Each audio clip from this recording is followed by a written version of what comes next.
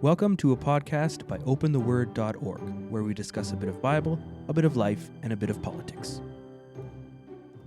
Hi, my name is Dean Smith, and in this podcast, I want to discuss the Magi from the East who came to Jerusalem looking for the newborn Jewish king.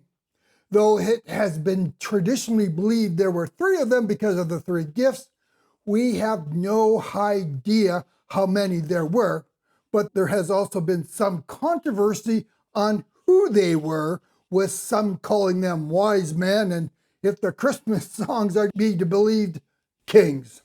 In fact, historically, they were considered kings by the 3rd century, and by the 7th century, they even had names for them: Caspar, Belteshazzar, and Melchior. All three were eventually declared saints by the Roman Catholic Church, which meant they had performed miracles after they died, and the Cologne Cathedral in Cologne, Germany, also claims to have the bones of these three as part of its relic collection. Over the years, backstories have even been developed for the three kings, such as Caspar, who was declared to be a king and scholar from India who died in 55 AD at 109 years of age. According to one Catholic website, Caspar is the patron saint of playing card manufacturers, and among other things, and I have no idea what a patron saint does. The Roman Catholic Church even has set aside a feast day on January 6th to commemorate Old Saint Caspar. Now, as intriguing as all that sounds, the actual Greek word magos, which was used to describe these visitors, along with the fact they were from the East, implies that these individuals were part of a guild of influential men who advised both the Babylonian and Persian kings. Thayer's Greek dictionary describes them this way, quote, "The name given by the Babylonians, Chaldeans, Medes, Persians, and others to the wise men, teachers, priests, physicians, astrologers, seers, interpreters of dreams, augurs, soothsayers, sorcerers, etc." And gives a secondary definition as a false prophet and sorcerer, unquote. Many of these magi undoubtedly served as priests in ancient Persian religions. Aside from their religious duties, they also filled a powerful political role by advising kings. We see a glimpse of this in the book of Daniel when King Nebuchadnezzar had a disturbing dream and summoned his advisors or magi to interpret it. We read, quote, "So the king summoned the magicians, the enchanters, sorcerers, astrologers to tell him what he had dreamed." Daniel 2, verse 2. As we see from this description, these magi had multiple specialties, including casting spells, uttering prayer-like incantations to curse your enemies, developing magical formulas, using the stars to predict a person's destiny, and of course, interpreting dreams. We even see their political influence in the New Testament when Luke used the same Greek word magos to describe a magician or sorcerer known as Bar-Jesus, who was serving as the chief counselor to Sergius Paulus, the governor of the island of Cyprus. He also went by the name of Eliamus, which meant wise, and according to Strong's Concordance, was derived from the Arabic word for wizard.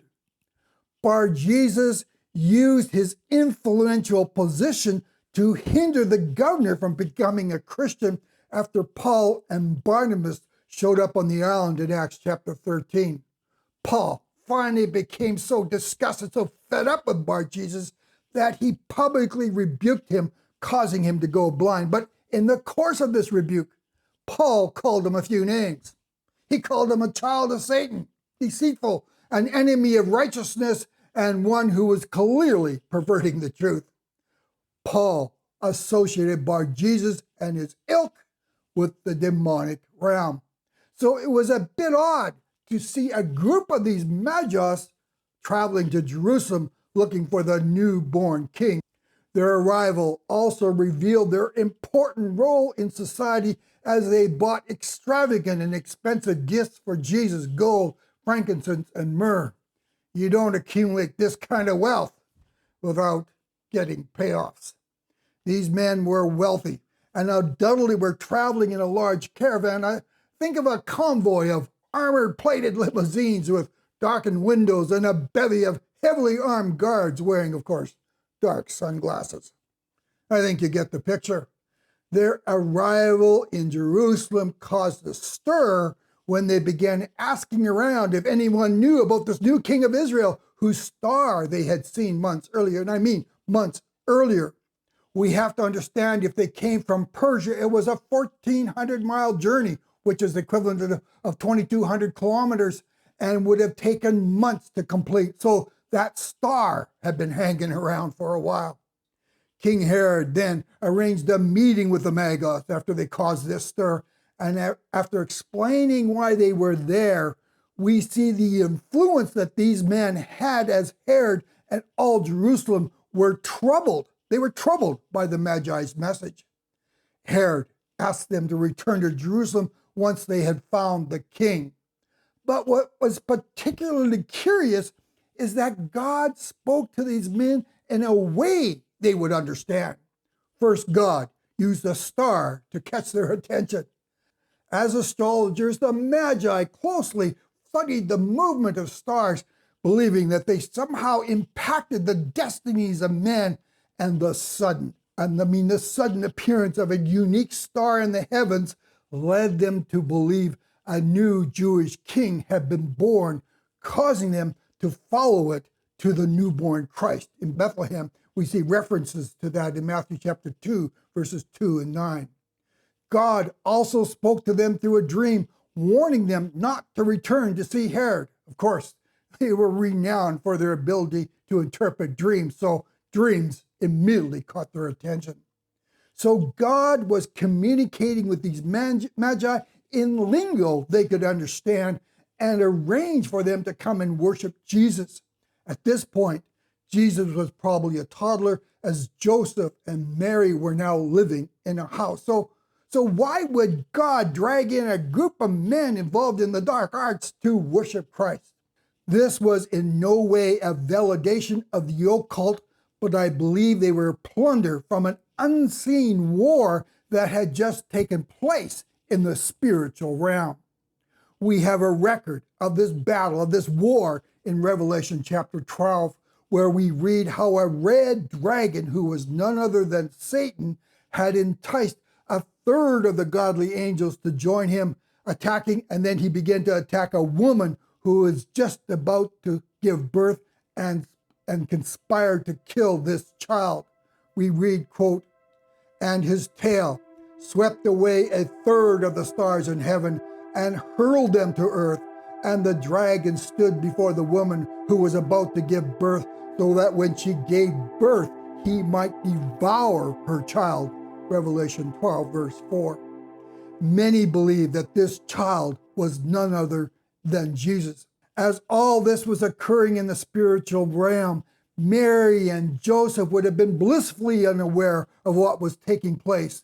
They only saw glimpses of this raging spiritual battle when Joseph was warned in a dream to go to Egypt to escape Herod's attempt to assassinate Jesus. We know from the Christmas story that after the Magi avoided Herod on the return home, Herod consulted with his advisors, which included those familiar with the Hebrew scriptures, and determined that the new king of the Jews would be born in Bethlehem.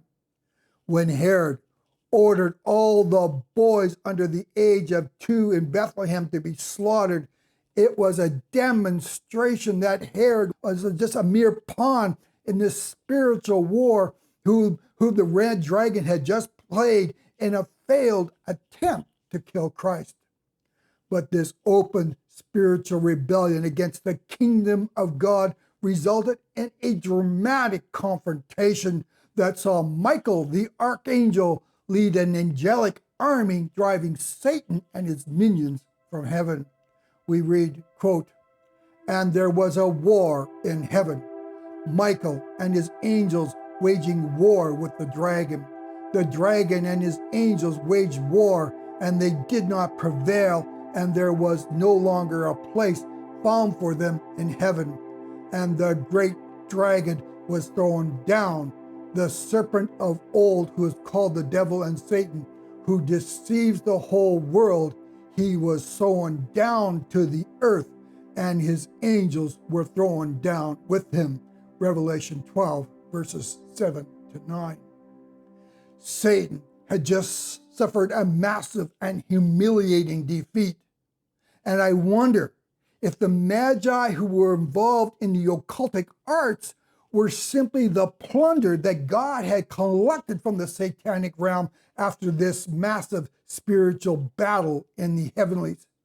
It was the ultimate display of God's power and supremacy over the satanic realm as he led those described as the sons of the devil to bow their knees to Jesus and worship him. Matthew 2, verse 11. This leads me to believe that they were probably the first Gentiles to become believers in Jesus. Thanks for joining me on this podcast, and we'll catch you again. Thanks again for joining us on our podcast. Please check out our website at opentheword.org. If you enjoyed this podcast, please subscribe to receive notifications of future broadcasts. As well, please take a moment to provide a rating and even a review. Thanks again for listening.